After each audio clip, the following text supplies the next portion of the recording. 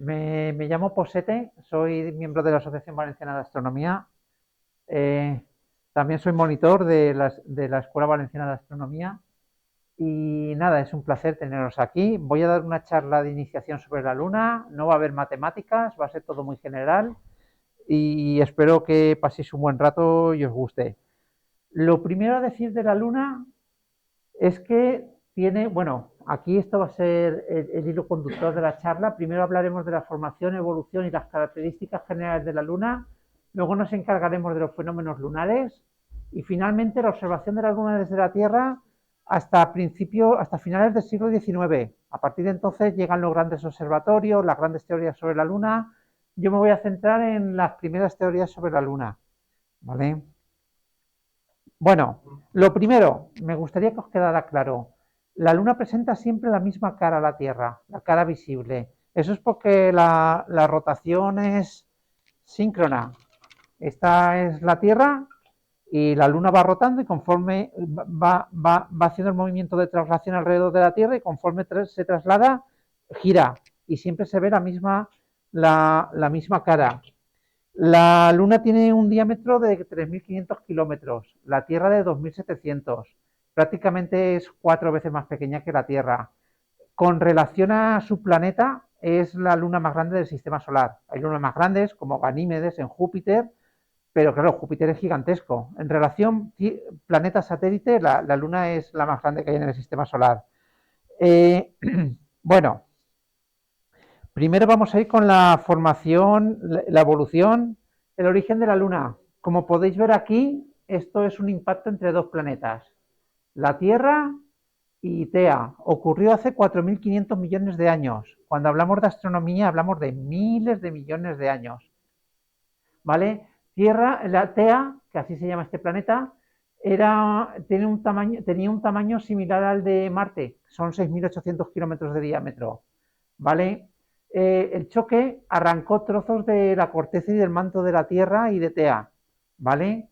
Y esos trozos fue lo que formó la Luna. Eh, el núcleo de Tea y el núcleo de la Tierra se fusionaron, llevándose los elementos más densos, y solamente le quedó a la Luna la corteza y el manto terrestre. La Luna es menos densa que la Tierra, ¿vale? Eh, si se hubieran formado juntas, si en la nube que dio origen al sistema solar, alrededor del Sol, si se hubieran formado juntas, obviamente el núcleo y la densidad coincidirían, pero no se formaron juntas, surgieron de un choque hace 4.500 millones de años. ¿Cómo fue el choque? Pues el choque, si hubiera sido frontal, hubieran acabado destruidos los dos planetas, ¿vale? Si hubiera sido tangencial, que solamente se hubieran rozado, no habría habido suficiente material para formar la Luna. El choque tuvo la inclinación adecuada para arrancar parte de la corteza y el manto terrestre y, y que se pudiera formar la Luna. Os he dicho que se fusionaron los núcleos de ambos planetas, se llevaron la mayor parte del hierro. Sin embargo, luego veremos que sí que hay hierro en la Luna, no en el núcleo de forma grande, pero sí que hay hierro en la Luna y lo veremos. Respecto a cómo se pudo formar la Luna a partir de ese choque, pues eso, la astronomía es una ciencia que avanza a pasos agigantados y esto lo descubrieron en 2006. En la Estación Espacial Internacional cogieron un sobre transparente, una bolsa transparente, hermética, y metieron granos de azúcar, de sal y de café. Y en ausencia de gravedad, los gránulos tenían tendencia a juntarse y formar estructuras más complejas. Eso y la gravedad al final dio lugar a la Luna. Las misiones Apolo de los americanos llegaron a la Luna y tomaron muestras de las rocas lunares y coinciden con la corteza y el manto terrestre. O sea que esta teoría tiene sus fundamentos científicos. ¿Alguien no conoce las misiones Apolo? Os informo brevemente. Los americanos tuvieron en los años 60 y 70 varios programas espaciales. Uno fue el programa Mercury, otro fue el programa Gemini y otro fue el programa Apolo, ¿vale? Y se solaparon en el tiempo. No empezó uno, terminó y luego vino esto. Se solaparon un poco en el tiempo. Las misiones Apolo, se mandaron siete misiones Apolo a la Luna. Llegaron 6. La Apolo 13 tuvo que abortar y volver. Tuvieron un problema técnico. La famosa frase, ¿habéis oído? Houston, tenemos un problema. ¿Alguna vez lo habéis oído? Viene de la misión Apolo 13. Por cierto, hay una película estupendísima con Tom Hanks sobre el Apolo 13 que os recomiendo. Y nada, fue el fracaso más exitoso de la historia de la astronáutica. Consiguieron traerlos a casa en condiciones penosas, pero los trajeron a casa. Eh, el resto de misiones Apolo llegaron a la Luna, las 3 últimas, la 15, la 16 y la 17, llegaron con rover, un vehículo que pudieron tripular y moverse por la Luna. ¿Vale? ¿Alguna duda sobre las misiones Apolo? ¿Queréis saber algo más sobre astronáutica? Bueno, siguiente punto, evolución de la Luna. ¿Vale? La Luna ha tenido que pasar por diferentes etapas hasta llegar a la apariencia actual. ¿Vale? La primera etapa, los restos del choque de Tea con la Tierra formaron una bola de magma. Esa bola de magma se fue enfriando y formó una costa superficial que dio origen a la corteza de la Luna. El segundo paso fue un gran impacto en el polo sur de la Luna, pero un impacto, ya os he dicho que la Luna tiene 3.500 kilómetros de diámetro. El asteroide que pegó con la Luna hizo un cráter de 2.500 kilómetros de diámetro y 12 kilómetros de profundidad. ¿Vale? Se llama Cuenca Aitken, está en el polo sur de la Luna, en la cara oculta, y es la mayor cuenca del sistema solar después de la cuenca Borealis de Marte. ¿Vale? Después de esto, eso pasó hace 4.300 millones de años. Después de esto, lo más importante que pasó fue el bombardeo intenso tardío. El bombardeo intenso tardío fue una gran cantidad de asteroides y meteoros que afectaron a los planetas interiores del sistema solar. Los planetas interiores son Mercurio, Venus, la Tierra y Marte. Los planetas exteriores son Júpiter, Saturno, Urano y Neptuno. Plutón fue degradado a planeta enano. Ya no es planeta como tal del sistema solar. Entonces, con el bombardeo intenso tardío se formaron todos los cráteres de la Luna. La Luna está llena de cráteres y se formaron la mayoría entonces. Después de eso, tuvo lugar una fase de vulcanismo en la Luna. Entre 3.000 años y 1.000 millones de años tuvo lugar una fase de vulcanismo. Eso dio origen a los mares lunares. Luego lo comentaré con más detalle, pero los mares lunares no son de agua, son de lava volcánica. Y se formaron con el magma que salió desde debajo de la Luna. Luego lo hablaremos con más detalle. Y nada, el resto del tiempo, después del bombardeo y del vulcanismo, que terminó hace 1.000 millones de años, es el resto de asteroides y meteoros que han impactado con la Luna, en menor cantidad que durante el bombardeo tardío, porque la Luna barrió su órbita y se fue quedando sin material que fuera a impactar con ella. De todas formas, luego comentaré que sigue habiendo impactos.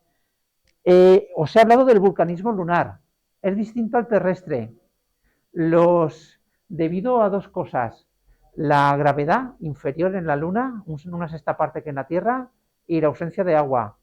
La menor gravedad hace que el magma salga fluido y se esparza por superficies con relativa facilidad. Es muy distinto de la Tierra. Y la ausencia de agua hace que las erupciones sean más uniformes. ¿Vale? Pasamos a la estructura y composición de la Luna. La Luna solo tiene dos colores, gris claro y gris oscuro. No hay más colores en la Luna. En la Tierra tenemos todo tipo de flores de todos los colores, la atmósfera, el agua, tenemos las cortezas de los árboles, las ropas que llevamos son de distintos colores. En la Luna solo hay dos colores, gris claro y gris oscuro, correspondientes a dos únicos tipos de terrenos: las tierras altas y los mares lunares. Las tierras altas son zonas más antiguas, más claras y llenas de cráteres, ¿vale? Y los mares lunares, que ya os he dicho que no son de agua, son zonas más oscuras, más recientes y los mares son distintos de los cráteres. Os voy a dar una pequeña explicación de cómo se forma un mar. Un objeto impacta en la Luna, se crea un cráter de impacto, el magma entre 3.000 y hace 1.000 millones de años salía de dentro de la Luna, rellena el cráter, se enfría y se forma el mar. Las tierras altas están formadas de óxido de aluminio, mientras que los mares están formados por magma, lava, con óxido de hierro y de titanio. Y el óxido de hierro le da el color más oscuro. Ya os he dicho que el núcleo de la Luna tenía poco hierro, pero sí que hay hierro en la Luna y se juntó ahí para formar los mares lunares. Los mares lunares se pueden ver todos en luna llena con unos prismáticos 10x50. En Lidl hacen 2 ofertas al año de prismáticos 10x50 por 22 euretes y si los compráis en una tienda online os va a costar entre 60 y 70 euros. Vais a poder ver bastantes objetos Messier, vais a poder ver los mares de la Luna, en fin. Bueno, respecto a la preponderancia o no de mares y cráteres en ambas caras de la Luna, os he de comentar que la cara visible tiene una tercera parte de su superficie ocupada por mares, ¿vale? El resto son cráteres. Mientras que la cara oculta solamente tiene un 1% de mares, creo que se llama mare moscoviense, ¿vale? El resto son tierras altas. La cara oculta solo tiene un 1% de superficie de mares, ¿vale? Bueno, además de las tierras y los mares, hay algunos restos de antiguos cráteres volcánicos, como el de la foto. Tiene 400 metros de diámetro, la característica forma cónica de los volcanes de la Tierra, y aparte de tierras altas y mares, solamente hay valles y montañas, ¿vale? Vamos a ver, los valles no tienen nada que ver con los terrestres. Los valles son, por definición, zonas bajas entre colinas y montañas formadas por coladas de lava y son más largas que anchas. Este es el valle Sroteri, el valle Sroteri y este es el valle Salpis, ¿vale? Se suelen formar en los márgenes de los mares, este creo que es el Mare Imbrium, y estos son los montes Apeninus, ¿vale? Y bueno, hay valles tanto en la cara visible como en la cara oculta. Quizá os preguntaréis por qué son tan diferentes la cara visible y la cara oculta. Y una de las principales razones es que la corteza es más fina en la cara visible, probablemente debido a la atracción gravitatoria de la Tierra, ¿vale? Entonces, con una corteza más fina es más fácil que la lava fluya y salga al exterior, ¿vale? Os he hablado de los valles, que son muy diferentes a los valles de la Tierra. También hay montañas, y las montañas también son diferentes a las de la Tierra. La más alta, que es el Mons Huygens, tiene 5.500 metros de altura. Las de la Tierra, el Everest, el K2 y tal, tienen más de 8.000. Entonces son un poquito más bajitas. De todas formas, la mayor altura de la Luna es es un cráter, el cráter Engelgard en la cara oculta, ¿vale? Que tiene 10.786 metros de altura, ¿vale? Muy bien, ¿alguna pregunta? Dime.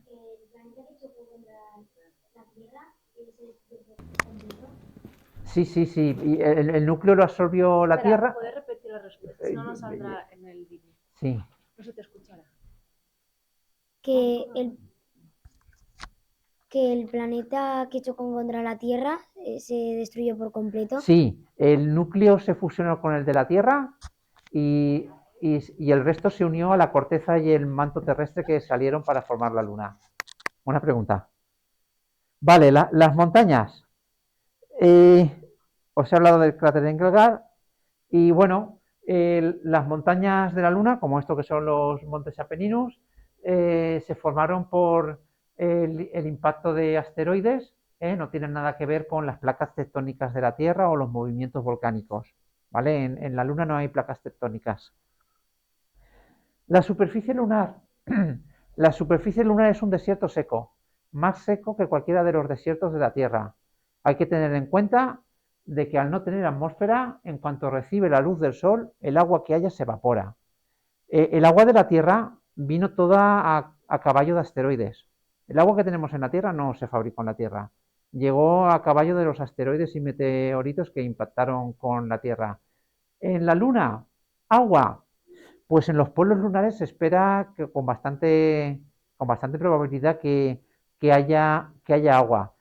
Por ejemplo, en el polo sur está el cráter Shackleton. ¿Por qué en los polos?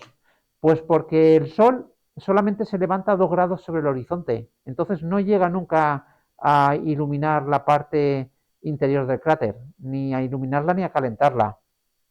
¿Vale? Los cráteres el agua está congelada a menos de 200 grados menos 200 grados de temperatura y al no darle la luz del sol no se evapora.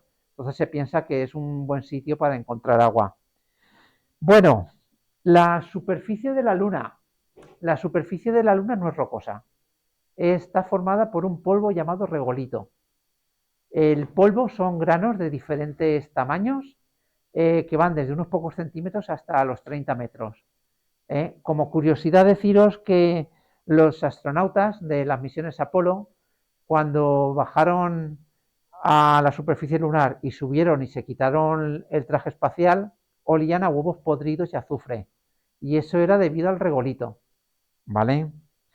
La Luna tiene estructura como la Tierra, con menos capas. La Tierra tiene un montón de capas diferentes, zonas de transición y tal.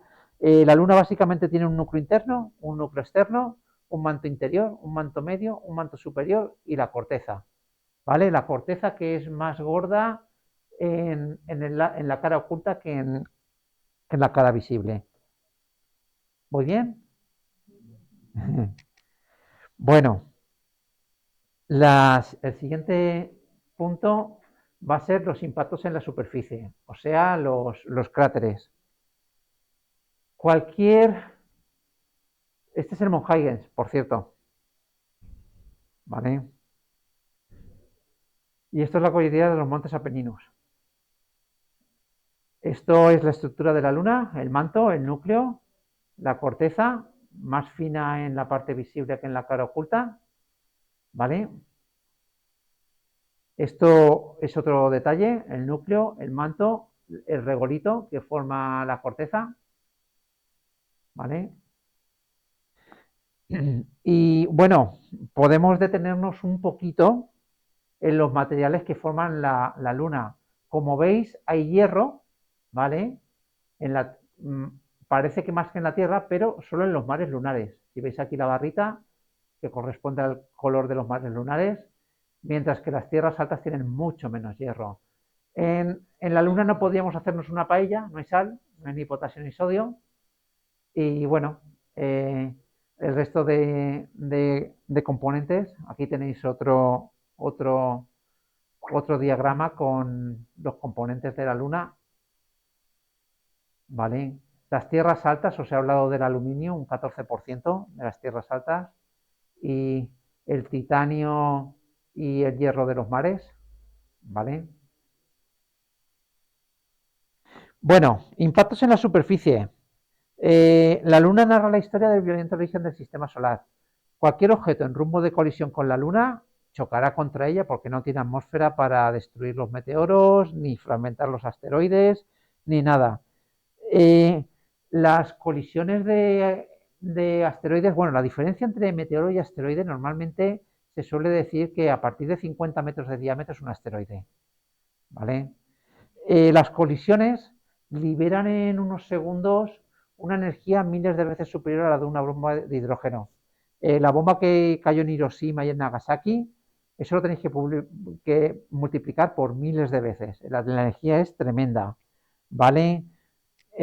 La, la, la profundidad y el tamaño del cráter depende de la masa y de la velocidad del objeto que impacta, ¿vale?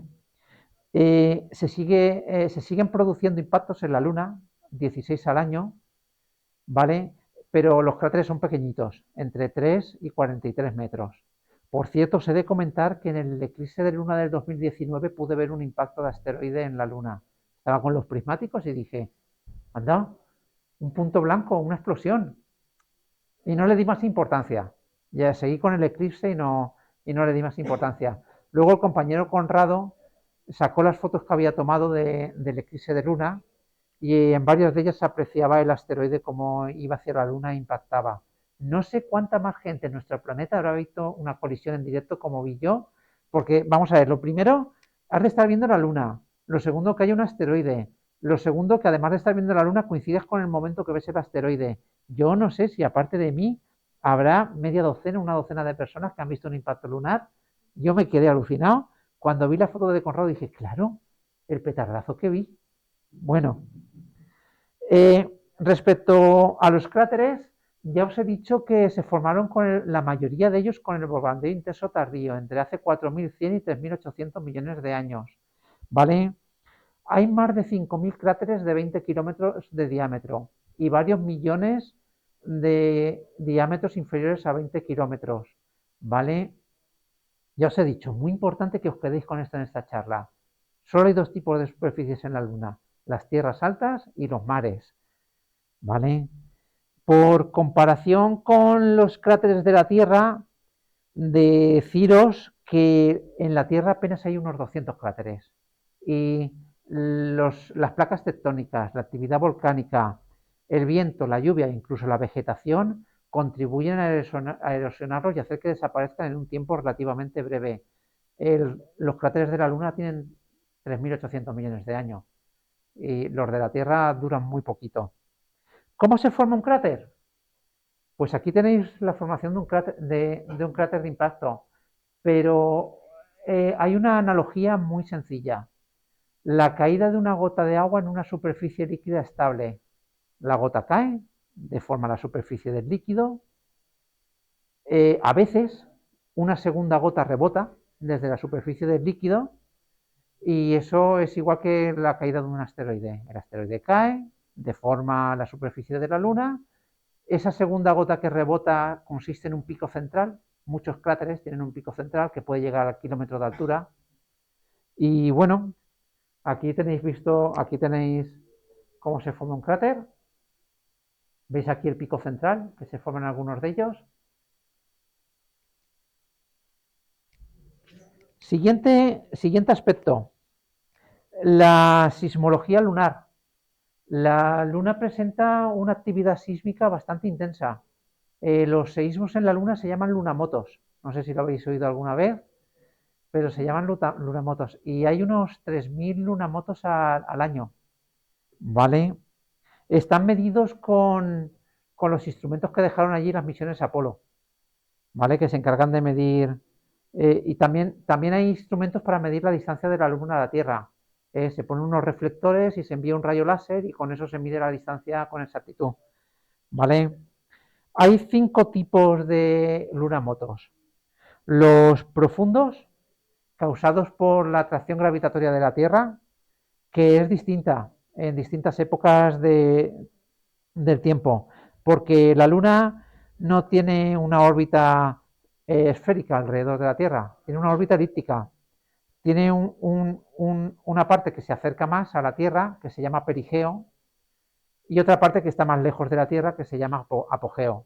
El perigeo son 362.000 kilómetros y el apogeo 405.000. Hay una diferencia de atracción gravitatoria, eso crea en la Luna fallas y estrés. Y ese estrés se libera en forma de lunamotos profundos. ¿Vale? Son las mareas de cuerpo sólido. ¿Vale? Esos son los terremotos profundos. Seísmos profundos. ¿Vale? Aquí veis las misiones Apolo que dejaron allí la información. Luego están los seísmos termales. La Luna no tiene atmósfera. Eso quiere decir que si es redonda y en esta superficie está impactando el Sol, esta superficie está caliente, pero esta está a menos 200 grados de temperatura, toda esta parte de aquí. Y en cambio la parte iluminada está a 150 grados. y cambia de golpe la temperatura. Conforme el sol va iluminando, cambia de golpe la temperatura y eso provoca seísmos termales. Los superficiales se producen 5 al año y se deben al colapso de laderas de cráteres, ¿vale? Llegan a alcanzar un valor de 5,5 en la escala Richter. Luego están los seísmos meteoríticos o asteroidales, que se producen cuando impacta un asteroide o un meteoro en la Luna, ¿vale? Y finalmente los artificiales, que se deben a las sondas que mandamos a la Luna. Cuando las hacemos impactar con la Luna provocan seísmos. Y las cargas de dinamita que usaron los astronautas de las misiones Apolo para hacer estallar en la Luna, eso también provocó seísmos. Como curiosidad deciros que los terremotos en la Tierra duran 2 o 3 minutos, mientras que los lunamotos llegan a durar 20 minutos. ¿Vale? ¿Alguna pregunta? La estructura interna de la Luna se conoce como terremotos. Sí, claro. Yo los terremotos, porque yo estaba preguntando, me digo, pensaba que no había terremotos en la Luna.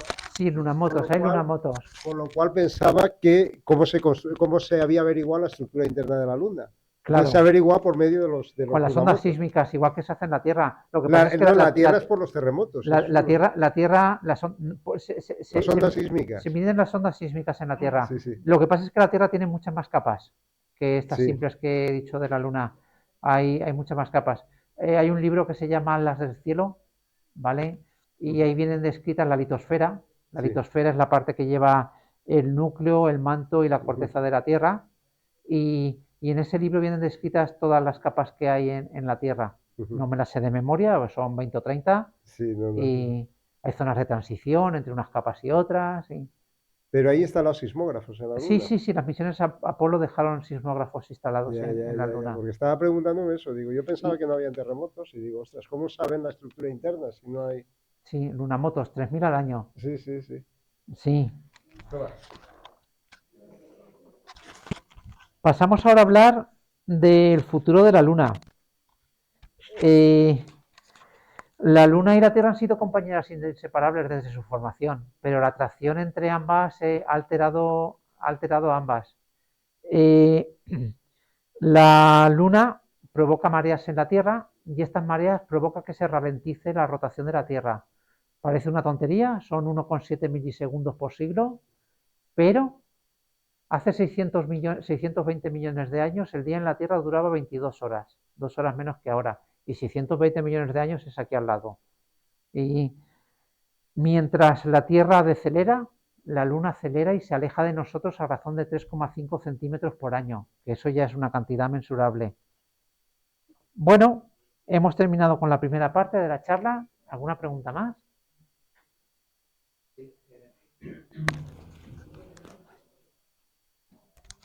Gracias. Igual es una pregunta tonta, pero ¿que coincida la velocidad de traslación con la velocidad de rotación? No, ¿Es una coincidencia? ¿Es un resultado de la física? La gravedad de la Tierra ha atrapado la rotación de la Luna. La gravedad de la Tierra ha atrapado la rotación de la Luna. O sea, que es resultado de la dinámica gravitacional entre los dos planetas. También les pasa a satélites de Júpiter y Saturno. Vale.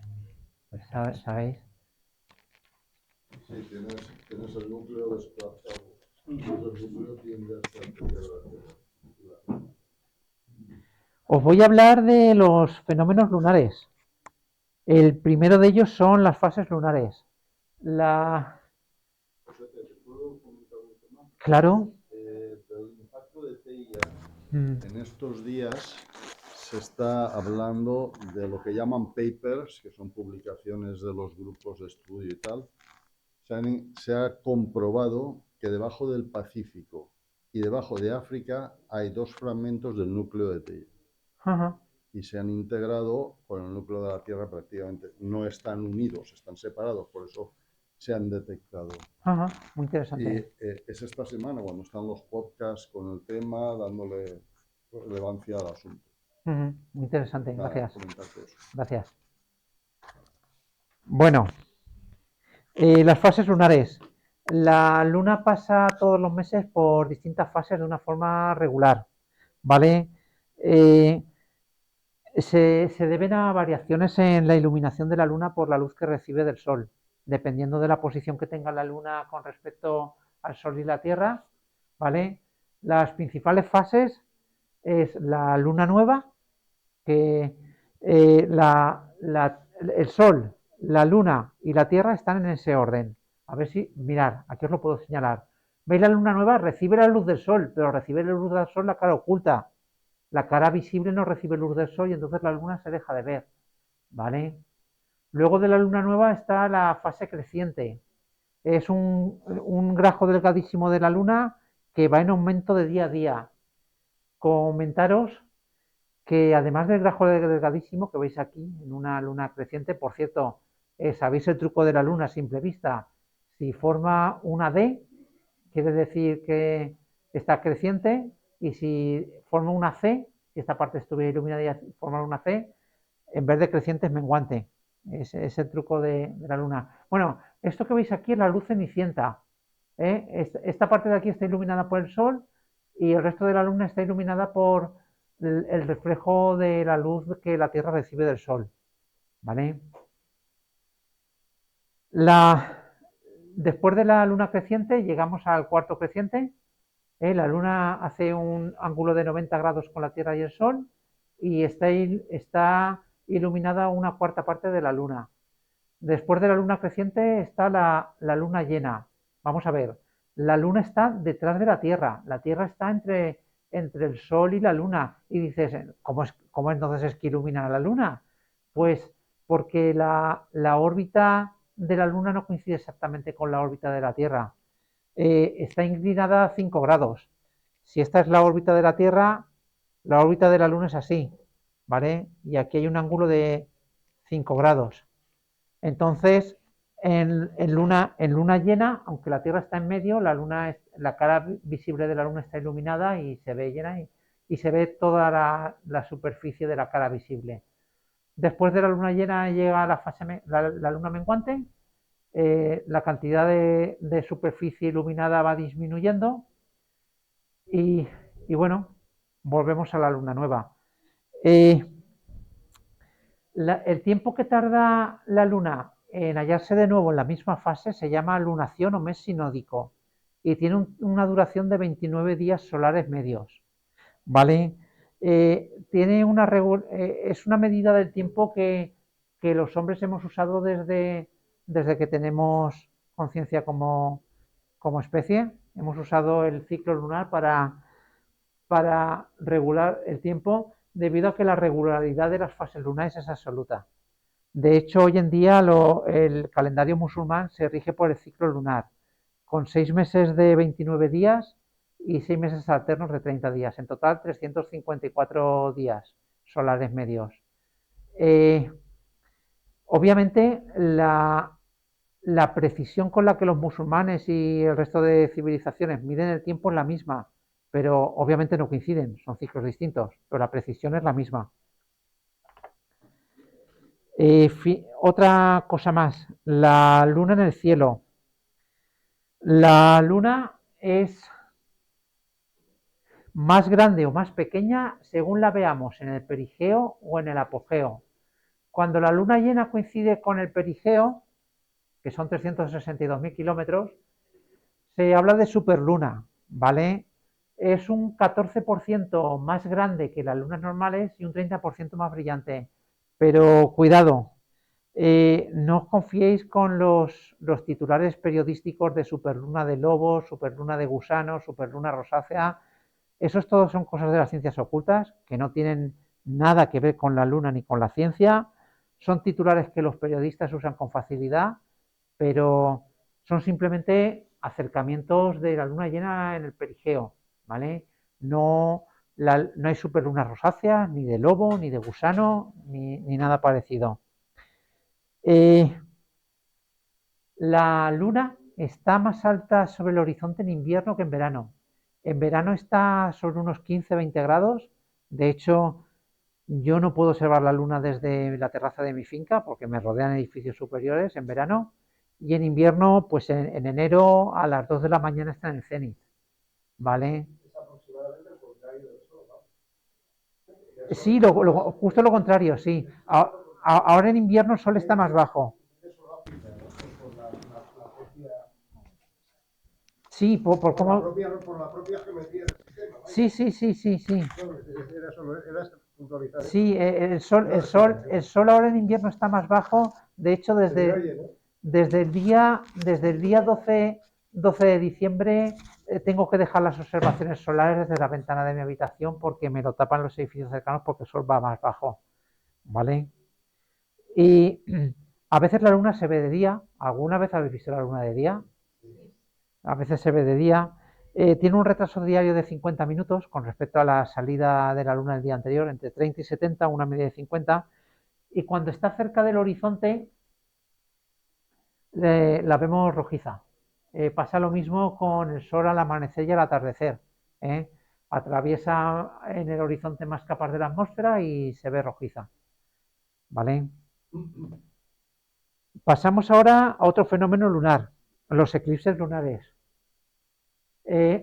La Tierra se interpone entre el Sol y la Luna y podéis decir, vamos a ver, esto es una luna llena, que os lo he explicado antes, y cada luna llena debería haber un eclipse de luna, pero ya os he explicado que la órbita está inclinada, entonces, para que haya un eclipse de luna se han de dar dos condiciones, que sea luna llena y que la luna esté en los nodos de su órbita, en los dos puntos donde corta la órbita de la Tierra, ¿vale? Eso ocurre 2 veces al año.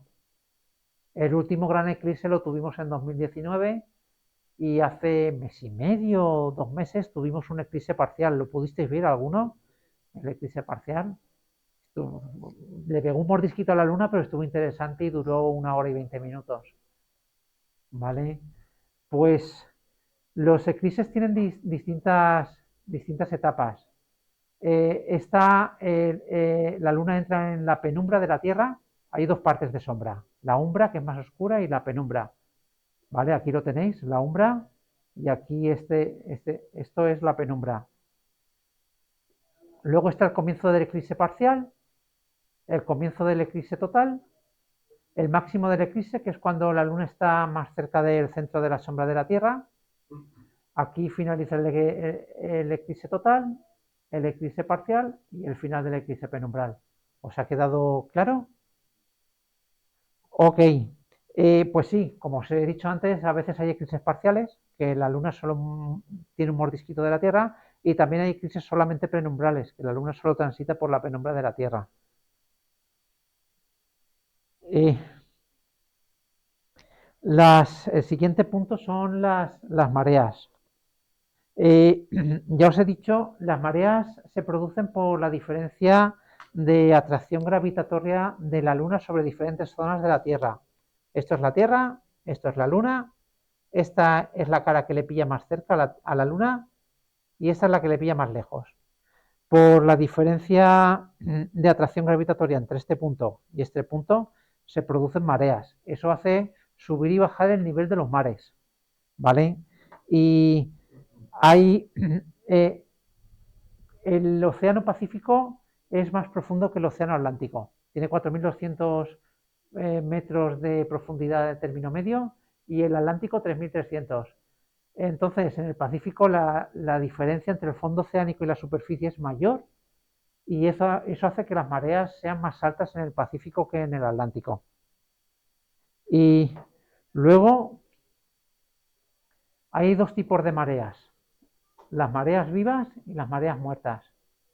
En las mareas vivas el Sol está alineado con la Luna, tanto nueva como llena. Tanto en fase de luna nueva como en luna llena, el Sol, la Tierra y la Luna están alineadas, y el Sol también provoca mareas en la Tierra, de menor cuantía que las mareas lunares, pero ahí están. Y cuando están así, en línea, las mareas solares se suman a las mareas lunares y provocan mareas vivas que son más altas. Y luego las mareas muertas,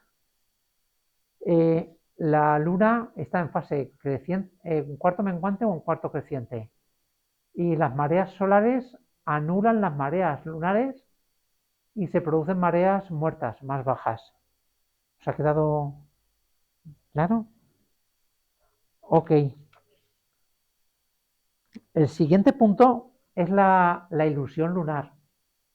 La ilusión lunar, desde la antigüedad se ha tratado de dar explicación a por qué la luna se ve más grande cuando está en el horizonte. ¿Lo habéis podido ver alguna vez, la luna en el horizonte? ¿Os ha parecido más grande? Sí. Ahora os lo explico. Ahora os lo explico. ¿Vale? El que la luna se vea más grande en el horizonte se le llama ilusión lunar. Y tiene una relación con la ilusión de Bingaus, un psicólogo alemán del siglo XIX, que la recogió el psicólogo inglés Edward Titchener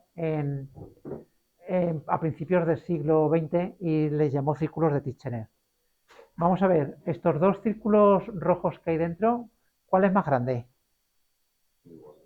Son iguales, bien.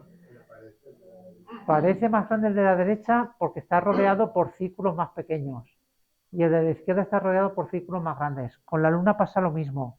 La comparación en el horizonte entre la luna, las montañas, los edificios, los árboles, todo hace pensar que la luna en el horizonte es más grande, pero no es así, es una ilusión.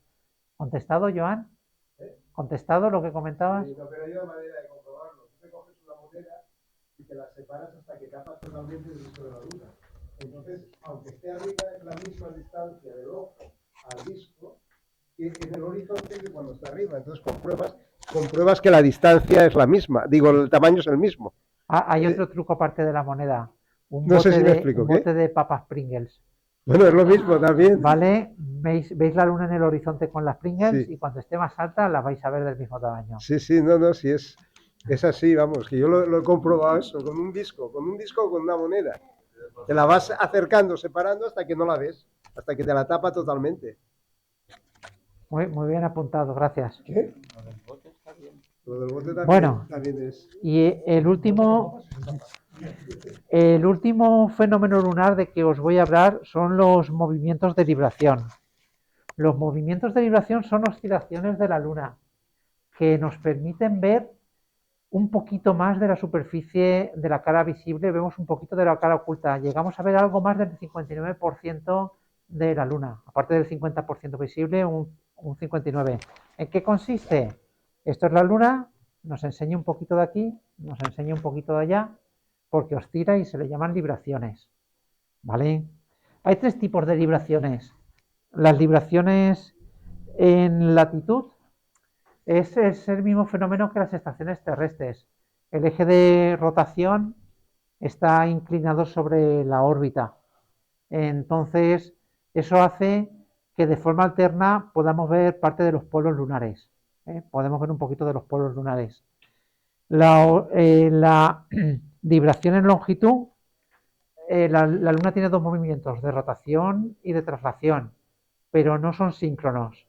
Mientras que la rotación es uniforme, la traslación sigue las leyes de Kepler. Eso hace que en el perigeo se mueva más rápido y en el apogeo más lenta. Y eso hace que muestre un poquito de la frontera este y de la frontera oeste, ¿vale? Y finalmente la libración paraláctica o diurna, que consiste en que el observador terrestre no está en el centro de la Tierra, sino que está en la superficie. Y al estar en la superficie, cuando sale la luna, se puede ver un poquito más de la frontera este y cuando se pone, se puede ver un poquito más de la frontera oeste. Básicamente, ya os digo, las libraciones hacen que veamos un poquito más de la superficie lunar. ¿Alguna cuestión?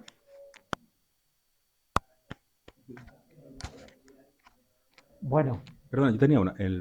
Lo que has comentado de la órbita de las leyes de Kepler, de que va más rápido, ¿no? Creo que la Luna va, su velocidad de traslación se mueve más rápido en el perigeo que en el apogeo. Correcto. ¿Eso está relacionado con lo que comentabas antes de que el retraso que tiene la Luna al salir cada día por el horizonte está entre 30 y 70 minutos? Eso depende también de las fases. Depende de las fases y de la órbita en la que esté la Luna. Son los dos puntos que hacen que se retrase más o menos. Depende de las fases y de la órbita. Pero, ¿cuál es? O sea, que como conceptualmente, como dando vueltas, ¿no? Una velocidad constante, como que debería ser 50 minutos justos, ¿no? No, no, 70 se me queda 50 minutos de media. de media, claro, por eso es entre Son 30 y entre, son 70. entre 30 y 70, dependiendo de la fase de la órbita en la que esté. ¿Vale? Vale. Conforme va girando, cada día sale más tarde. Conforme va girando desde donde tú estás, cada día la ves más tarde salir por el horizonte porque tiene que dar la vuelta entera. Entonces los 29 días que dura el ciclo son 29 partes de retraso de la tormenta. Cada día un trozo. Y hay que tener en cuenta también la fase en la que esté y el punto de la órbita. La fase es consecuencia de ese retraso. Ok. ¿Vale? No te queda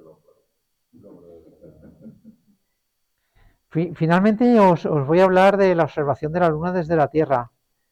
Primero, hay observaciones de eclipses lunares antes del siglo VI a.C. ¿Vale? El geógrafo e historiador griego Heródoto, en el año 585 a.C., narró que estaban combatiendo los lidios y los medos y ocurrió un eclipse lunar durante la batalla y dejaron la batalla y se fueron a hacer otras cosas. ¿Sabéis? Entonces, bueno, en el siglo V a.C., Anaxágoras, el filósofo griego, fue el primero que dio una explicación de los eclipses, que no tiene nada que ver con la explicación actual, y también dijo que el Sol era una masa de metal ardiente más grande que el Peloponeso, ¿vale? En el siglo II a.C., Hiparco de Nicea, con sus observaciones solares y lunares, consiguió predecir eclipses solares, ¿vale? Este es importante. Esto fue en el año 499, el astrónomo indio Aryabhata, en su obra Aryabhatilla, y ya adelantó que la Luna y los planetas brillan por reflejo de la luz del Sol. Y también adelantó, en el año 499 después de Cristo, que los eclipses lunares se debían a la sombra de la Tierra. Fue el primer astrónomo que acertó de pleno y tenía observaciones visuales a simple vista y acertó de pleno. No, no. Este era astrónomo indio. Bueno, en 1610, Galileo Galilei, en su obra Sidereus Nuncius, relató fases de la Luna e hizo bocetos de las mismas, como podéis ver aquí. ¿Vale? Fue el primero que vio cráteres en la Luna, fue el primero que vio las fases con un telescopio. No lo quemaron, pero lo pusieron en arresto domiciliario el resto de años de su vida. ¿Vale? En 1645, el astrónomo Langrenus, en su obra Peniluni Lumina Austriaca Philippica, hizo un mapa de la Luna y le puso nombres a las características de su superficie. Esto fue bastante más adelantado que Galileo. En 1707 se hizo una comparativa entre el mapa del polaco Johann Hevelius y el de los astrónomos italianos Riccioli y Grimaldi. Este es el de Hevelius y este es el de los italianos. ¿Vale? Se publicó en 1707. Ya que hay larga tradición de observar la Luna. Bueno, esto es curioso. En 1824, el astrónomo alemán Franz von Paula dijo que la Luna era habitable y en el cráter Schotter encontró una ciudad lunar llamada Walger, de la que hizo bocetos. ¿Vale? Esto fue una idea de pinza en condiciones. ¿Vale? Ni la Luna es habitable, ni hay ciudades, ni nada. No ha sido el único astrónomo que se le ha ido así la pinza. Percival Lowell encontró canales en Marte y los dibujaba todas las noches y veía los canales y tal, y tampoco hay canales en Marte.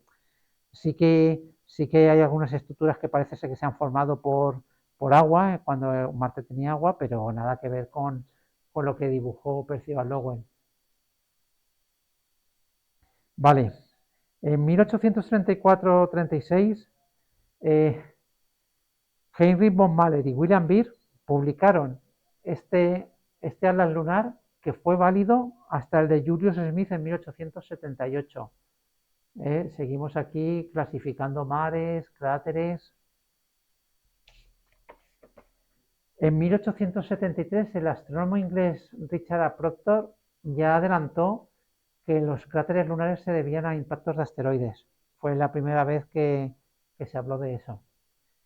Y finalmente os voy a hablar del geólogo estadounidense Grof Karl Gilbert, que dijo que las crestas que forman los mares Apenninus, los montes Apenninus, se deben a la eyección por un gigantesco impacto. A partir de aquí ya vienen todas las grandes teorías sobre la Luna del siglo XX, con los grandes observatorios y tal. Esto era simplemente para abrir la boca. Bueno, con esto he terminado. Gracias.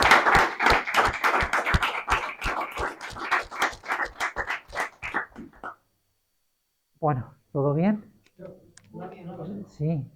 Has hablado de las viejas teorías y las nuevas teorías.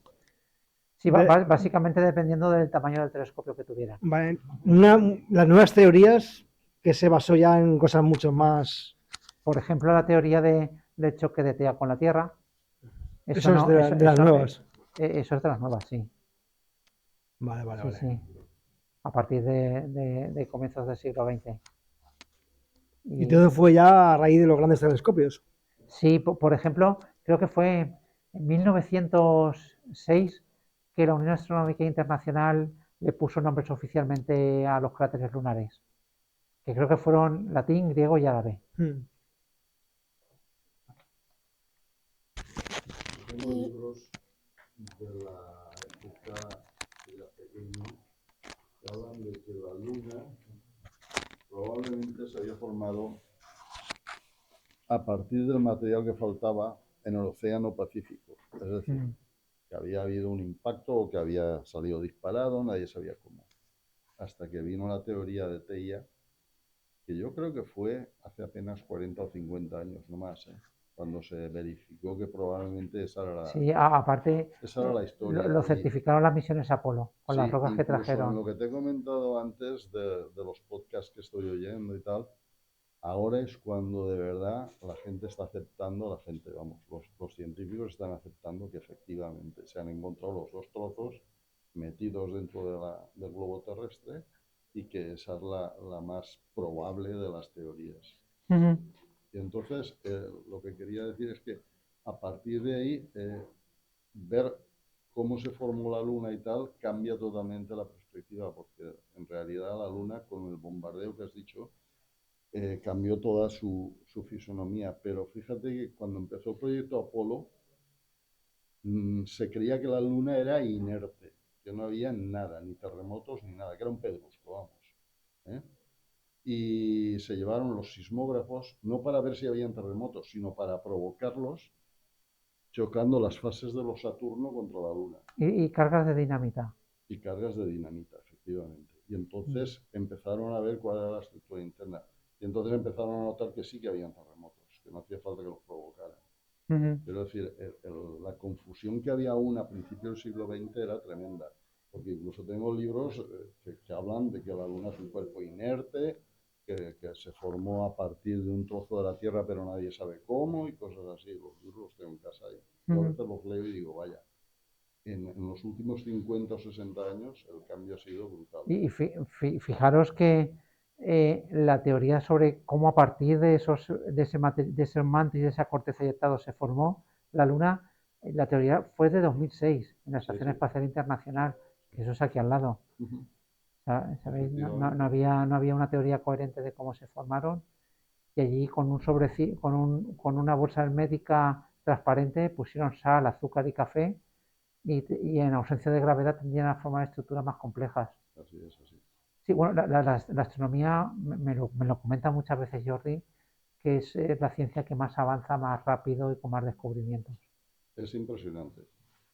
Yo tengo 74 años y empecé a los 20, y de lo que yo leía y creía a los 20, hoy me daría de tortas. Más moderno que eso, tengo libros de finales de los 80, ahí creo que hay algunos, una colección, creo que era de Alianza Editorial, unos libros rojos de ciencia, verdes de otras ciencias. Y claro, hay cosas que se han quedado obsoletas. Por ejemplo, en los quasars. en aquella época, a finales de los 80, todavía se estaba intentando dilucidar que era un cuásar, Sí, sí. hasta que se descubrió que son núcleos activos de galaxias de galaxias jóvenes y tal, muy antiguas, ya que las estamos viendo miles de millones de años después de lo que ocurrió. Y sí, en unos pocos años, en los años 80, están ahí al lado. Una cosa, pues no has hablado de los eclipses de sol. ¿Lo has hecho No, adrede? no, porque me he centrado en la luna. Vale. No, por si acaso.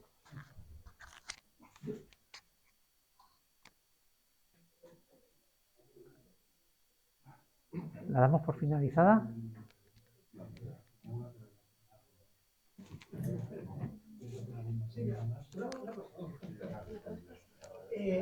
Has comentado que en la Luna hay terremotos, pero ¿la Luna está activa de alguna manera? Por ejemplo, no tiene campo magnético.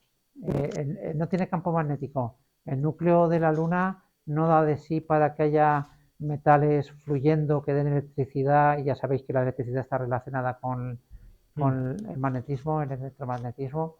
No tiene, por ejemplo, campo magnético. ¿Y hay vulcanismo? ¿Eso ocurrió en aquella época? Ocurrió entre hace 3.000 y 1.000 millones de años Ya nada, ¿no? y se cortó. Sí. Pero no hay ningún tipo de actividad, algún terremoto, o sea, lunamoto, Lunamotos 3.000 al año. pero es la única actividad que tiene la Luna. Sí, no tiene placas tectónicas, a diferencia de la Tierra. Las placas tectónicas es lo que hace que aparezcan las montañas en la Tierra, pero las montañas de la Tierra tienen 60 millones de años. O sea, las montañas que hay en la Luna tienen 3.800 millones de años. Y se formaron cuando había... El bombardeo intenso tardío, sí. Claro. De hecho, lo único que cambia el paisaje lunar de un tiempo a otro es el impacto de nuevos meteoros.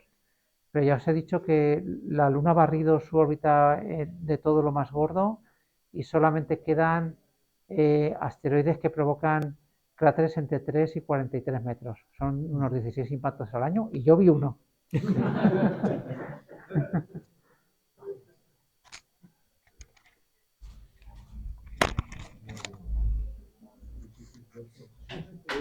¿No viste los impactos del Hale-Bopp sobre Júpiter? No.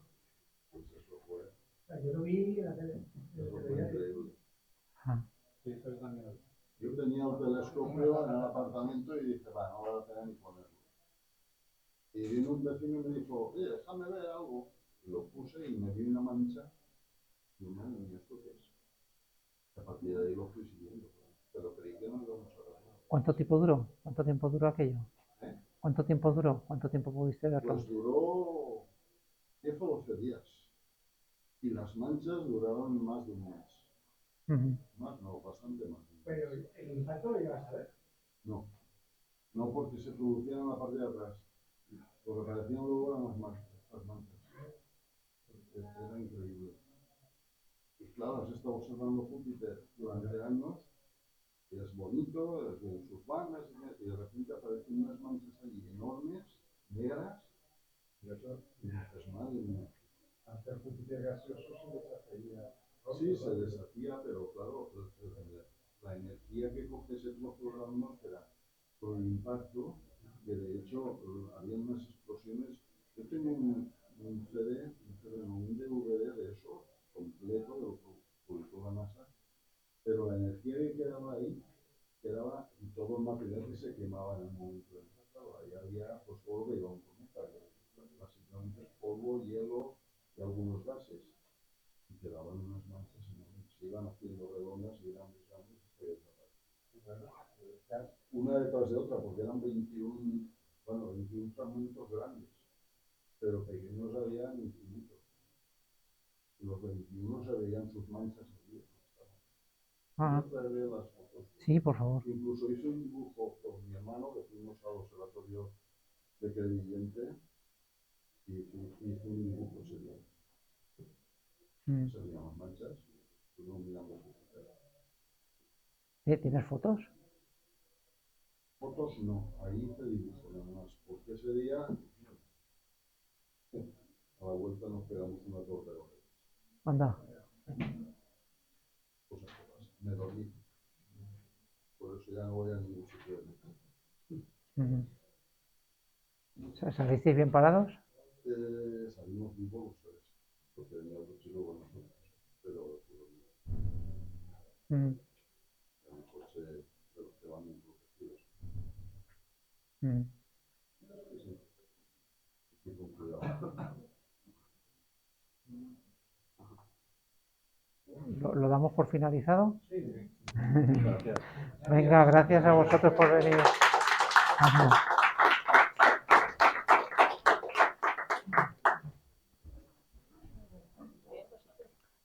Esto lo dejo. Ahora hablaré con Juanjo y con Ignacio. Te voy a traer un día de estos los cuentos que les hice a mis nietos con todo lo que os he explicado.